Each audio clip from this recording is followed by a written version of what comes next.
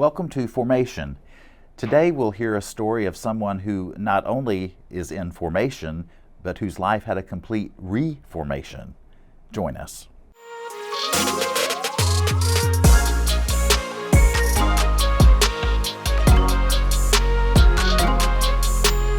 Welcome to Formation, a weekly podcast from University Christian Church in Fort Worth, Texas, where every week I sit down with folks and talk about faith. And today I am so psyched to have one of my favorite people, favorite church members. Oh, I'm not supposed to have favorite church members, but favorite people, Dawn Brown. Dawn. Hi. You're here. I'm here. I've been wanting you on this for a long time. Aw, yay. So you and I sort of just kind of hit it off just like that when we met. And how long ago has that been Kindred now? spirits. Yeah. Almost 7 years. No way. I will have been in TCU 7 years in August. Oh my and goodness. I got Okay. here right after moving to TCU. All right. Well, that was just a few months after I came. So Wow. yeah, I came at the end of 2016. So all right. So I always start out with asking folks about their childhood faith, or if there was, if faith was involved in your childhood. So tell us a little bit about your childhood faith. I was born and raised into a Holy Ghost kind of conservative church. Okay. And my parents raised me there with my brother and sister, and went to a Baptist preschool, Temple Christian Baptist, and went there from kindergarten through about 5th grade, I think. Okay. So I had religion like Right. both. Like a very in both strict. places. Yes. Both of those are sort of on the more strict. Yes. Kind of faith spectrum. Yes. Conservative faith. So then what happened after you got old enough to make your own decision about going to church and that sort of thing? I got married, and my first marriage, and we moved to Corpus Christi, and I left the church and decided after my divorce that I just really didn't want to have much to do with any religion or any church. I wanted to figure out my own mind. Okay. And find my own way in life, and went a little crazy. Do you think that was as a result of your experience in the church, or was it a result of your experience with the divorce, or sort of both? Just a direct result of my experience in the church. Okay, because it in your reflection on it, it was harmful in some way or traumatic in some way. Okay, so you made a conscious decision. I'm done. Yes. Okay. Not necessarily done with God, Right. but done with the whole organized religion thing of any sort. Okay. And so you said you went crazy. Yeah. Okay. I got lost in addiction for Oh wow. alcohol addiction for many years. Then overcame that Okay. about 13 years ago. Oh, congratulations. Thank you. And then found another addiction and just kept getting lost along the way, reaching out for something. I wasn't sure what. Right. Did it ever cross your mind, maybe I should go back to the church? It did. Oh, no, not that no. church, no. Oh, But- I just meant church in general. Yes. As you were dealing with these, Yes. different addictions, like maybe I should go back to church. That sort of lived in the back of your mind. Okay. Absolutely. And well, obviously you did return to the world of church at some point. How did that happen? That was amazing. That was a good day. I moved to TCU after I was done with all of the crazy. I moved over here and I decided to let all the friends go that were in addiction. That's something you really need to do if you're going to stay sober. So you had been living in Fort Worth. Yeah. You had moved back from Oh, Corpus. yeah. Yeah. Oh, and yeah. were living in Fort Worth. Had a whole set of friends, and then Yes. once you decided, I'm done with that, you decided to move to a new part of town. Yes. What made you choose the TCU area? My now amazing husband was my boyfriend then, and he worked right off Berry. Okay. And he said, "That's a nice area. What about TCU?" And I was like, "Really? I never thought about that." And here we are. All right. I found it and loved it. So you loved the neighborhood. Oh, I love the neighborhood. It's 2 blocks from the church. Okay.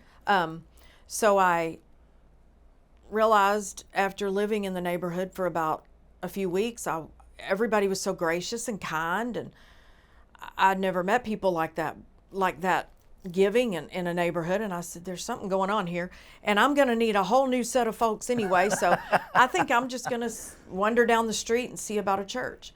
And I got to the end of the street, and there was University Christian here and University Baptist over here, and I went left instead of right, and walked in, and here I am. Can you tell me about that first day? Were you nervous? I mean, this is a big building. It can seem a little imposing. Were you nervous coming? Were you by yourself? By myself. Okay. I did it all on my own. Okay.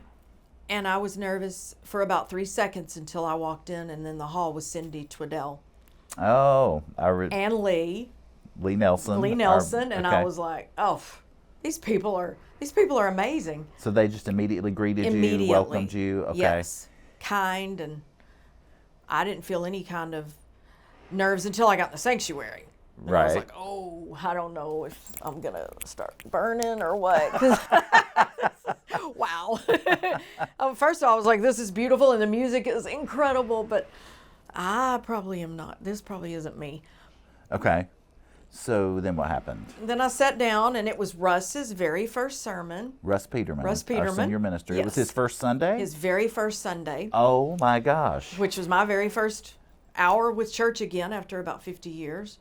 Oh, wow. I looked around and happened to notice a little crack in the ceiling and decided, I really would like some new friends, but I don't want all their heebie-jeebie religion stuff in me, so I'm just going to focus on that crack up there. Kind of ignore So all your of it. plan was to come to the church, but to meet people, Yes. not necessarily to be involved in Yes. the religious aspect Right. of church. This was community Yes. opportunity. And I really wasn't into the God thing at all. Okay. So you find this crack in the ceiling, and you just focused on that. Yeah, I was like, I'm not going to pay attention. No, exactly. And then he said it. He said the line that changed my life, and he said, not forgiving is like drinking rat poison and waiting for the rat to die. Wow. And I stopped, and I was like, whoa, that's good. That's wow. I was like, okay, that's cool. I can forgive. I'm not necessarily good at forgiving me, but I can forgive everybody else. Yeah. And then there were the things he was saying, it just made sense to me. And it wasn't like what I've seen and heard in other, with my other experience with religion. It wasn't Bible thumping. Okay. It was just love, all love. And I could feel the love from the pulpit, and it really changed my life. Wow. I've never looked back. I've been here ever since. That is incredible. That's a beautiful testimony. Thank you. To your resilience and your courage to just walk into a church not knowing a soul, and it's the best decision I've ever made. And seeing what happened. And also you can sort of look back and see God at work in the decisions that you made. You're in Fort Worth, and then you make this decision, new set of friends, new part of town. You've got a very trusted person who suggests a neighborhood. Yes. Everything sort of keeps pointing you, point, until Yes. you walked in that door. Yes. That morning. And then there was your community. And then right after meeting Lee, I met one of the absolute most wonderful people I've ever known, you. And you said, hey, you should come take this test that tells about your personality. And Oh, the spiritual gifts. The spiritual gifts test. And I was like, wow, okay, I guess that's what I'm doing right now. And it was so much fun. And then you said my spiritual gifts were mercy and grace, which made sense for me. And I loved how you said, let's see what you could do for us, or something like that. Because I remember thinking, normally it's what, they can do for me. I was like, good, that's why I'm here. I forgot that part. This is very important. I came mainly because I wanted to give back.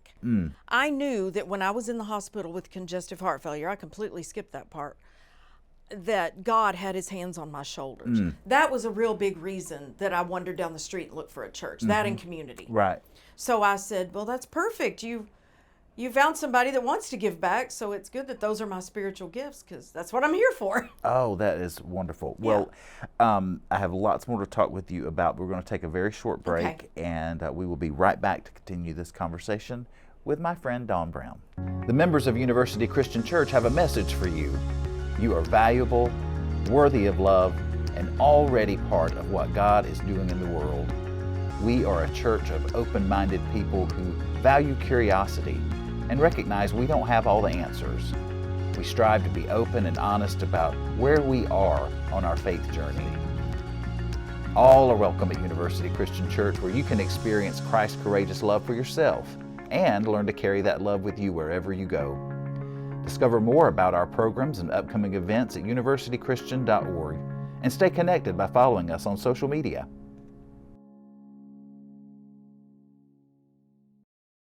Well, we are back and continuing this conversation with Dawn Brown. So, Dawn, we were talking about how God had led you to make some better choices and some decisions about where your life would be. Ended up here at University Christian Church. First Sunday here is our new senior ministers' first Sunday. You meet some people. How did your community grow after that first Sunday? Did you leave your contact information or exchange information with folks? How did you get to know people as a new person in this community of faith? I feel like it was mostly, of course, I did the little card. Mm-hmm. Mostly Facebook. Okay. A lot of the church members Okay. welcomed me to Facebook. Okay. And yeah, I think so. And then A few of them live around me, of course, since it's 2 blocks away. Right. So you met neighbors you didn't know you had. Yes. Mm-hmm. Absolutely. Well, speaking of Facebook, you also do something pretty interesting for a living. Yes. Let's talk about that a little bit. We do resale, and we are very proud of keeping trash out of the landfills. Out of the landfills. Mm-hmm. We pick up donations and we sell them, or we go buy out someone's estate sale or someone's Right. closet or whatever. Stuff that people might just toss. Right. But you realize somebody else, this could be a gift for Yes. somebody. Absolutely. And we sell it so dirt cheap and I do that on purpose because I don't want people having to go to the stores and pay full price if they don't have to, if they can't afford it. And a lot of my regular customers really appreciate that because they don't have the money to go spend the $3,000 on a Pottery Barn chair, and I've got it for $200. Yeah. So we love what we do, and it really does help the keeping things out of the landfill. Well, and not only that, but I know one time I had a desk that held some bad memories for me, and you sold it to someone who then turned it into a prayer. Yes, a prayer station. study desk. Yeah. Yes. And they sent you a picture, you sent me a picture, and I was so happy to know that, this thing that I would have gladly thrown in the garbage, just to get rid of those bad memories. But because of your care of the earth and not wanting, stuff to just be now somebody else has a place that is holy and sacred for them. And so I think you're doing I love that beautiful story. great work. Thank you. And you're so good at it, for one. And I also know that y'all hustle like nobody's business. Yes, You're we do. And speaking of that, I do want to share a story about you with our listeners. Great segue. Yeah. So you do a lot of your work on Facebook Marketplace. And so when we first met, you were always on the phone, wheeling and dealing on Facebook Marketplace. And so this would have been a couple of years after you joined, because it was 2020. I remember it was the year that COVID hit. We had started a meditation group Yes. at the church where we would do a short, silent sit of meditation, and the goal was to each week increase that time. And you came to the first one, and I think we did 7 minutes, 6 or 7 minutes. Something like that. And so at the end of that time, everybody shared their experience, and you said, "This is not for me. I cannot be away from my business for 6 minutes because I'm missing. I can't do it. Sorry. Thank you for the opportunity. Thanks, but no thanks." And I was like, "No problem. It's not for everybody." And then in those years since then, I have watched you mature in your spirituality. And we did that same sort of thing this season of Lent. And you sit beautifully for 20 minutes and find peace in that. What happened? What led to that spiritual growth? I feel like getting to know God on a more personal basis gave me more faith to put the rest away and just make it about Him. Back then I was on my own. I hadn't married the love of my life yet. And it was do or die for me because, like I said, when I moved over here, I left everything. I had to start all over. It was hustle, hustle, hustle, work, work, work, or I wasn't going to be able to pay the rent. I mean, it was hard getting back up after the congestive heart failure and getting my life together. And that's all I could think about. Although I love my Lord, and I love what He did for me getting me here, but I think being able to focus more on Him came from getting more settled in life. Realizing God's gonna work it out. Everything's gonna be okay. I wasn't sure at that time. I was brand new to all of it, and I was like, faith was scary to me. Trust was even scarier. I felt like if I didn't do it, which I had done it 20 years single, I'd done it everything on my own, and I thought, even God, I mean, it's scary to trust. And so I think just through the years, learning to settle down and get calm about the fact that He's got me helped me to focus better. And now, oh God, please take the phone.